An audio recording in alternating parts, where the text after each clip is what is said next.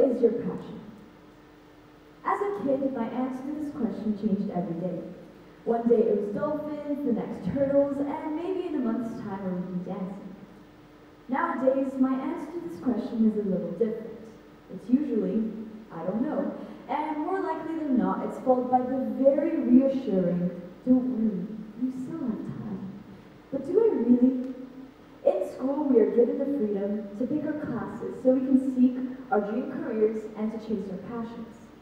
Now, you may see why it's a little difficult and very stressful to chase something when you don't even know what it looks like. The problem is, we're all in a hurry. We're all in a hurry to find this passion that we believe will provide us with all the answers. It will automatically arrange our future and clear all our confusion. Now, as surprising as it may seem, it just doesn't work that way. Finding a passion is a puzzle, and the pressure we, our peers, and the educational system puts on solving this enigma is not at all helpful. At 16, I am expected to responsibly and accurately pick my APs for next year. I have to choose what I want to prioritize, what I feel passionate about, and how to polish my school record to be fished out by a great university. But it's a lot more complicated than simply ticking a box in a course selection survey. Humans are continuously changing. I know that because the person I am today would not recognize the one I was last year, or the year before that. The teenage years are just not a place for stability. In fact, the prefrontal cortex, the part of the brain responsible for making these rational decisions, does not develop until the age of 25.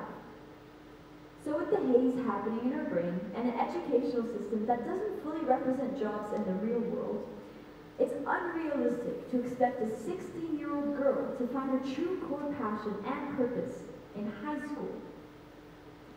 In an era where we're constantly looking at the faces we see on our screens, it's important to remember that those faces are not much different from us. Terry Crews is an actor known for his rising success in a TV show you should all watch called Brooklyn Nine-Nine. He wasn't always interested in acting. In fact, he had a full-ride scholarship to college thanks to his athletic talent as a football player. Even after college, he continued to play football. At just 30 years old, Terry Crews began his acting career. He's 50 now, and is a prime example of how it's never too late to start doing something you love to do. Another problem that weighs in the pressure of teenagers finding their passion is that they are heavily influenced by the world around them. My decisions are not self-made. My parents, my friends, and social norms have their own say in what I think and do. This makes it a little difficult for me to find something I truly enjoy doing. And even when I do find this little spark of interest, it usually goes through the process of being squelched due to education-related stress. Although I'd like to pursue art or writing, I find that I lack the time and often the motivation to do so as a result of trying to stay afloat in the stressful environment of school. Minding a passion in a cave full of stone is no easy task, and I tend to make it harder for myself. I'm guilty of doing things I think I'm good at, even though I may not enjoy them. That's because I lack the confidence to fail. Stepping away from the successful routine you have come to know is scary, and it's a leap into an unknown fall. And failing has such a negative connotation in the school environment, as it's seen as if you're doing something wrong, when really, it's a chance for you to have a new purpose, to try, and to learn. Now, you may be asking yourself, this is all great, but what is my passion? Well, I can tell you what it's not. A passion is not a hobby that's encouraged to do because it's profitable and held in high esteem. It's not something you're always going to succeed in.